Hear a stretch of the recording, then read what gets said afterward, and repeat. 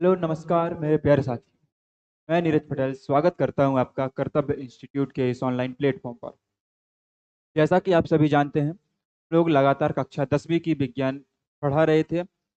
इस क्रम में हम लोग स्टार्टिंग की थी हमने रसायन विज्ञान के पहले चैप्टर रासायनिक अभिक्रियाओं एवं समीकरण से।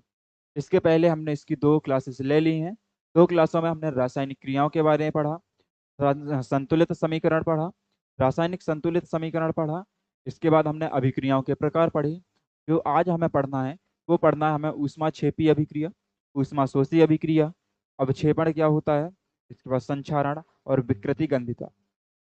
अगर आपने इसके पहले की 2 वीडियो नहीं देखी हैं तो आप जाइए कर्तव्य इंस्टीट्यूट के इस यूट्यूब पर चैनल को सर्च कीजिए।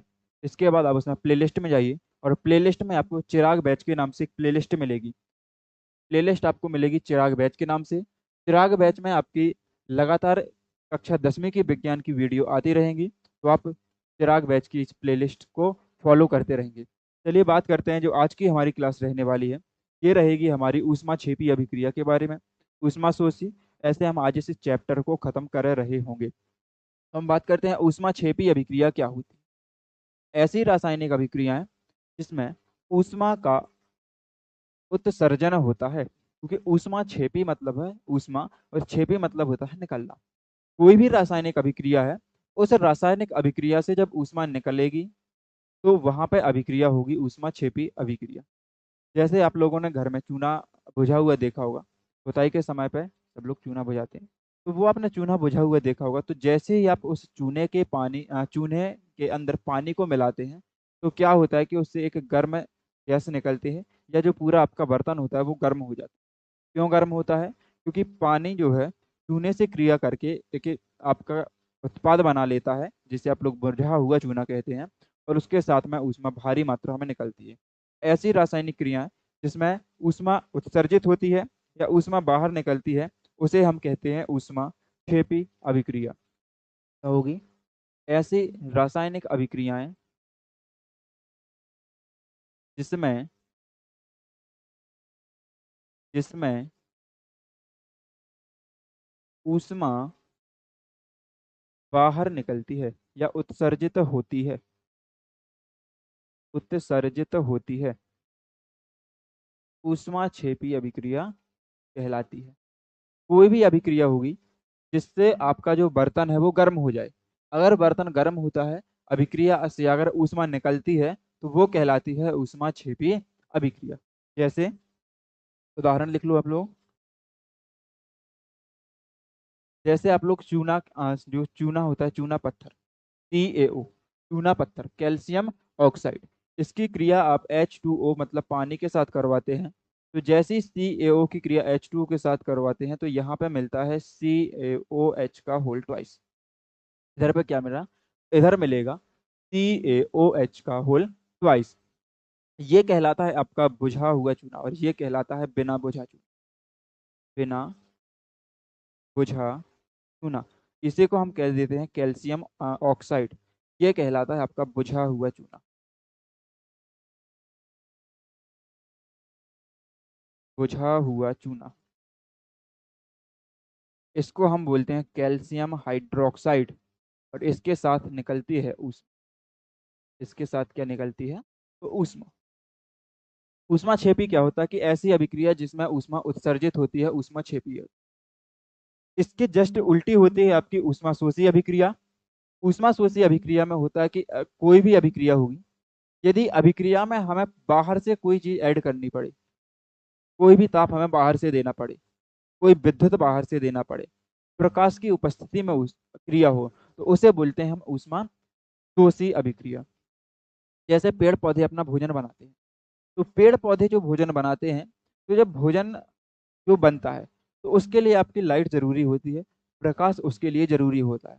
तो उसमें जो अभिक्रिया हो रही है, जो भोजन बनने का काम हो रहा है, वो बिना सूर्य की उपस्थिति के नहीं होता है। उसमें सूर्य से हम ऊष्मा देते हैं या नहीं देते हैं? आप कहेंगे देते हैं। कोई भी आप विद्युत अपघट्य ले लो, और जैसे आप लोग सेल देखते हैं, तो आपके घड़ियों में सेल डलते हैं, बड़े वाले सेल होते हैं, बैटरियां होती हैं। तो इसमें क्या होता है कि जो इसके अंदर एक ऊर्जा होती है, उसको ये बदलने का काम करता है, मतलब उसमें हम जब तक विद्युत नहीं देते हैं, जब तक लाइट नहीं देते हैं, वो काम नहीं करते। तो यहाँ पे विद्युत के द्वारा काम हुआ। कोई पदार्थ है, जब तक हम उसे गर्म नहीं करेंगे तो वो काम नहीं करेगा, मतलब ताप के द्वारा ऊष्मा दे दी हमने। ऊष्मा क्षेपी अभिक्रिया में यही चीज होती है। ऐसी अभिक्रिया ऐसी अभिक्रिया जिसमें ऊष्मा का ऊष्मा का अवशोषण होता है। क्या होता है? ऊष्मा का अवशोषण होता है। अवशोषण होता है, वो कहलाती है आपकी ऊष्मा शोषी अभिक्रिया। नाम से स्पष्ट होती है। ऊष्मा मतलब आपकी ऊष्मा एनर्जी होती है। शोषी मतलब सोखना।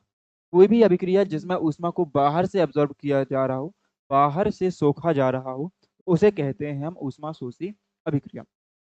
जैसे आपका कैल्शियम कार्बोनेट होता है, CaCO। जैसे हम कैल्शियम कार्बोनेट को हम गर्म करते हैं, बाहर से ऐसे ऊष्मा देते हैं। कैल्शियम कार्बोनेट को जब हम गर्म करेंगे, इसे जैसी बाहर से ऊष्मा देंगे, तो ये दो भागों में टूटेगा। एक बनेगा CaO और एक बनेगा आपका CO2। तो जैसे हमने कैल्शियम कार्बोनेट को बाहर से ऊष्मा दी, इसे गर्म किया, तो ये दो भागों में टूट गया। एक CaO बना और दूसरा बना CO2। आपकी दोनों अभिक्रियाएं किसी ना किसी, जो हमने आपको रासायनिक अभिक्रियाएं चार प्रकार की बताई थी, संयोग या संयोजन, वियोजन, विस्थापन और द्विविस्थापन, ये दोनों अभिक्रियाएं आपकी चारों रासायनिक अभिक्रियाओं के आधार पर होती हैं। हो सकता है कहीं पे आपकी ऊष्मा क्षेपी संयोग अभिक्रिया के अंदर आती हो, कहीं पे ऊष्मा शोषी आपकी वियोजन के अंदर आती हो, कहीं पर आपकी विस्थापन में आती हो और कहीं पर द्विविस्थापन में, ये हो सकता है। ऊष्मा शोषी का मतलब होता है कोई भी अभिक्रिया का प्रकार होगा, उस अभिक्रिया के प्रकार से जिसमें ऊष्मा सोखी जा रही होगी, ऊष्मा को हम बाहर से दे रहे होंगे, वो कहलाएगी आपकी ऊष्मा शोषी अभिक्रिया। और जिसमें ऊष्मा बाहर निकल रही होगी, वो कहलाएगी आपकी ऊष्मा क्षेपी अभिक्रिया। यह है समझ में? चलिए बात करते हैं हम अपनी तीसरे प्रकार के बारे में, जिसे बोलते हैं हम अवक्षेपण अभिक्रिया। तीसरी अभिक्रिया क्या होती है? अवक्षेपण अभिक्रिया। तो आप कहेंगे सर ये तो हमें समझ में नहीं आया है, अवक्षेपण होता क्या है? तो सुनो, कोई भी ऐसे दो हम विलयन मिला दें। विलयन मतलब होता है लिक्विड, द्रव। कोई भी द्रवीय विलयन हम आपस में मिलाते हैं, और जब हम उन्हें आपस में मिलाते हैं तो कोई एक ऐसा पदार्थ बन जाए जो पानी के अंदर घुले ही ना। कोई पदार्थ ऐसा बन जाए जो पानी के अंदर कभी घुले ना। तो हम इस पूरी विधि को कहते हैं हम अवक्षेपण अभिक्रिया। आप कहेंगे सर समझ में नहीं। आप ऐसे समझो, सिल्वर नाइट्रेट मिलाया, AgNO3। इसकी क्रिया जैसे ही आपने NaCl सोडियम नमक के साथ करी, तो ये यहाँ पे बनाएगा AgCl, इसके साथ बनेगा NaNO3, सोडियम नाइट्रेट। जैसे ही सिल्वर क्लोराइड नमक के साथ क्रिया करेगा, तो यहाँ पे जो AgCl बनेगा, ये बनेगा आपका अवक्षेप। ये होगा आपका सफेद अवक्षेप। ये बनेगा सफेद अवक्षेप, और ये बैठ जाएगा तली में। घुलेगा तो है नहीं, पानी में घुलेगा तो है नहीं। तो जैसे ही पानी में नहीं घुलेगा, तो ये बैठ जाएगा तली में, मतलब बर्तन के नीचे की ओर। ठीक है, तो क्रिया आप यहाँ पे मैं आपको परिभाषा बता देता हूँ इसकी, कि जब भी कोई दो क्रियाकारक विलयन, लिख लो, जब कोई दो क्रियाकारक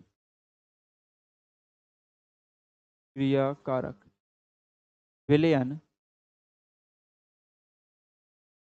आपस में मिलकर आपस में मिलकर एक आपस में मिलकर कोई ठोस अवक्षेप बनाता है, या कोई ठोस उत्पाद बनाता है। कोई ठोस उत्पाद बनाता है। तो इस प्रकार जो उत्पाद बनता है, वो विलयन के कणों में अवक्षेपित हो जाता है। लिख सकते हो, तो बना उत्पाद बना उत्पाद विलयन के कणों में विलयन के कणों में अवक्षेपित हो जाता है। अवक्षेपित हो जाता है।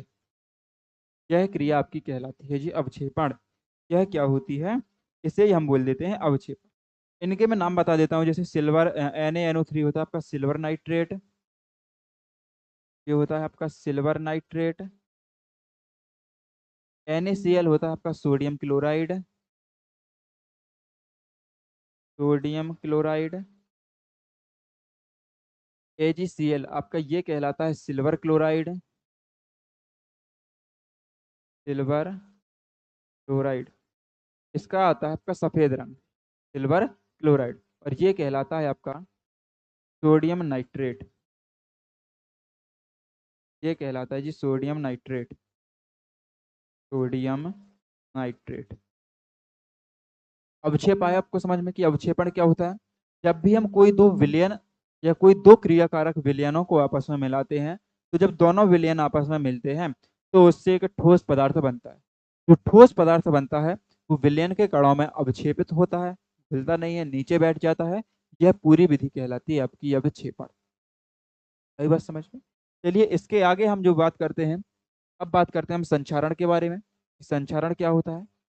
देखिए, जब लोहे या लोहे से बनी वस्तुओं को हवा एवं पानी की नमी में हम रखते हैं, जैसे लोहे की वस्तु या आपके घरों में जो गेट वगैरह लगे हैं, जो आपके घरों में छड़ें निकली हैं, कोई भी आपके पास लोहे की वस्तु है, तो आप उस वस्तु को जब खुले आसमान के नीचे ऐसी रख देते हो, तो कुछ समय बाद आप देखते हो कि उसके ऊपर एक भूरे भूरे रंग की या लाल से रंग की, आप जैसी भी उसे कहते हो, एक परत जमी होती है।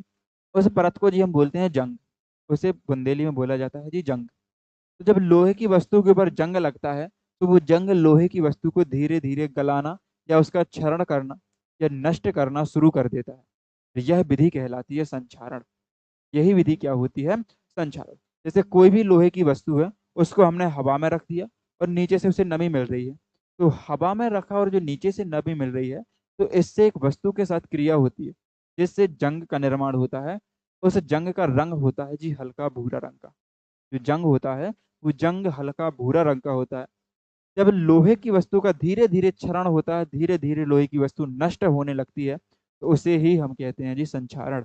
उसे क्या कहते हैं? तो उसे कहा जाता है संक्षारण। देखिए, जब लोहे या लोहे से बनी वस्तुओं को हम हवा एवं नमी के संपर्क में लाते हैं, तो लोहे के ऊपर हल्के भूरे रंग की एक परत जम जाती है, जिसे जंग कहते हैं, जिसके द्वारा लोहा या लोहे का धीरे धीरे क्षरण होना प्रारंभ हो जाता है। लोहा धीरे धीरे नष्ट होने लगता है, उसे कहते हैं हम संक्षारण। यह क्या कहलाता है? तो यह कहलाता है जी संक्षारण। आया ये तो समझ में? चलिए लास्ट टॉपिक जो हमारा बचा है उसे बोलते हैं हम विकृति गंधिता। इसे हम क्या बोलते हैं? विकृति गंधिता। विकृति गंधिता का मतलब ऐसा है कि देखो, आपने कभी नाम सुना गंधिता? मतलब गंध, गंध जो होती है, स्मेल। और विकृति मतलब बिगड़ना। जब किसी भी कोई खाद्य पदार्थ रखा है, कोई भी खाद्य पदार्थ जो खाने वाला होता है, जैसे आपके घर में सब्जी रखी होती है, जैसे चिप्स के पैकेट आते हैं, जो सब्जी या चिप्स के पैकेट की कुछ समय बाद गंध विपरीत हो जाती है, गंध बदल जाती है, बदल जाती है ना। तो जो गंध बदलती है उसी को कहते हैं जी विकृति गंधिता। उसको हम क्या कहते हैं? उसको हम कहते हैं विकृति गंधिता। ये होता क्या है? तो जब भी कोई तेल या वसा युक्त वस्तुओं का अपचयन हो जाता है, कोई भी तेली या वसा युक्त वस्तुओं का जब अपचयन होता है, तो अपचयन के बाद उससे जो है एक अलग प्रकार की गंध आने लगती है। उसी गंध को हम कह देते हैं विकृति गंधिता। ऐसे हम क्या बोलते हैं? विकृति गंधिता कहते हैं। क्या लिखेंगे हम? जब, देखो, जब तेल या वसा युक्त, तेल या वसा युक्त खाद्य पदार्थों का, खाद्य पदार्थों का अपचयन होता है,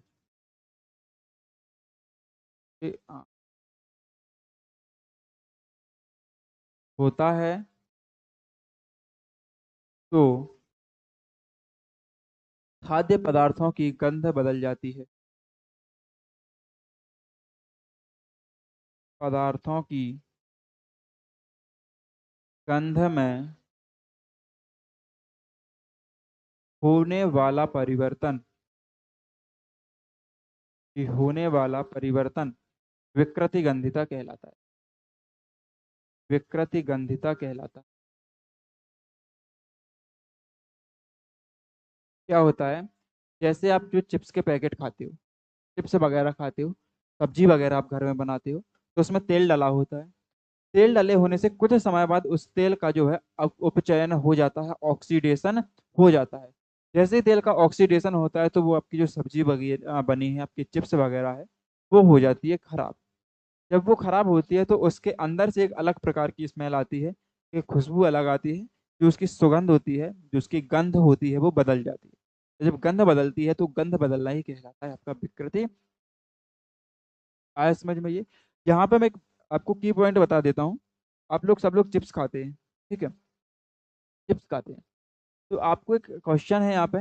जो चिप्स होती है, चिप्स के पैकेट में, जो चिप्स का पैकेट बड़ा फूला सा होता है, चिप्स में, उसमें तो चिप्स इतनी सी होती है और उस पैकेट पूरा फूला होता है। तो हमें पहले छोटे में क्या लगता था कि चिप्स से पूरा पैकेट भरा है, मतलब पूरे में चिप्स भरी होगी, है ना? जब उसे खोलते थे तो हवा उसकी फुर, चिप्स बचती थी थोड़ी सी।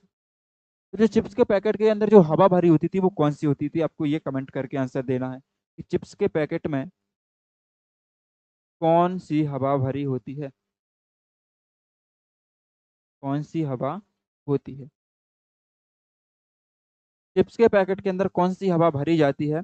इसका आपको आंसर कमेंट में बताना है।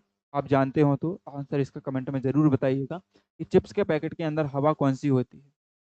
ठीक है, यहाँ पे ये आपका पूरा चैप्टर होता है खत्म।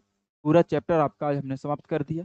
जो आपकी अगली क्लास होगी, उस अगली क्लास में हम एनसीईआरटी बुक्स जो आपकी है, जो 10वीं की विज्ञान एनसीईआरटी की किताब है, उस एनसीईआरटी किताब के सभी क्वेश्चनों को हम हल कर रहे होंगे। जो आगे की क्लास आएगी, उस आगे की क्लास में हम एनसीईआरटी के सभी क्वेश्चन हल करेंगे। क्लास खत्म करने से पहले आपको एक बार रिवीजन करवा देते हैं कि आज हमने क्या पढ़ा। तो आज हमने पढ़ा है ऊष्माक्षेपी अभिक्रिया, ऐसी रासायनिक अभिक्रिया है जिसमें ऊष्मा का उत्सर्जन होता है जी, ऊष्माक्षेपी अभिक्रिया कहलाती है। उसके बाद हमने पढ़ा ऊष्माशोषी रासायनिक अभिक्रिया, ऐसी रासायनिक अभिक्रिया जिसमें ऊष्मा बाहर से एब्जॉर्ब की जाती है, सोखी जाती है, ऊष्मा का अवशोषण होता है जी, वो कहलाती है ऊष्माशोषी रासायनिक अभिक्रिया। इसके बाद हम बात कर रहे हैं अवक्षेपण की। तो जब कोई भी दो विलयन पदार्थ या कोई भी दो विलयन आपस में मिलते हैं और आपस में मिलने के बाद वो एक ठोस उत्पाद बनाते हैं, तो जो ठोस उत्पाद बनता है कि वो कहलाता है अवक्षेपण, वो अवक्षेप कहलाता है। और ये पूरी प्रक्रिया कहलाती है अवक्षेपण। इसके बाद हमने बात की है विकृति गंधिता की, सॉरी, संक्षारण। संक्षारण क्या होता है कि जब भी कोई लोहे की वस्तु या लोहे से बनी वस्तु को हम हवा और नमी की उपस्थिति में रखते हैं तो उस वस्तु का धीरे धीरे करके क्षरण होने लगता है। और जो वस्तु का धीरे धीरे क्षरण होता है जी, उसी को हम कह देते हैं संक्षारण। और हमारा लास्ट टॉपिक था आज का विकृति गंधिता। विकृति गंधिता क्या होता है कि जब तेल या वसा युक्त वस्तुओं या वसा युक्त खाद्य पदार्थों का उपचयन होता है, मतलब ऑक्सीडेशन होने लगता है, तो उससे एक अलग प्रकार की स्मेल आती है। उसकी जो गंध है वो बदल जाती है, और जो गंध बदलने की विधि होती है जी, वो कहलाती है विकृति। आगे की जो हमारी क्लास रहेगी उसमें विज्ञान के पाठ एक, जो 10वीं की विज्ञान है, उसका जो पाठ एक है रासायनिक अभिक्रिया एवं समीकरण, इसके सभी क्वेश्चनों को हम हल कर रहे होंगे। यदि आपको सभी क्वेश्चनों के आपको हल चाहिए तो आप जुड़े रहें हमारे वीडियो के साथ और फॉलो करें हमारे यूट्यूब चैनल कर्तव्य इंस्टीट्यूट को। मिलते हैं अगली क्लास में, तब तक के लिए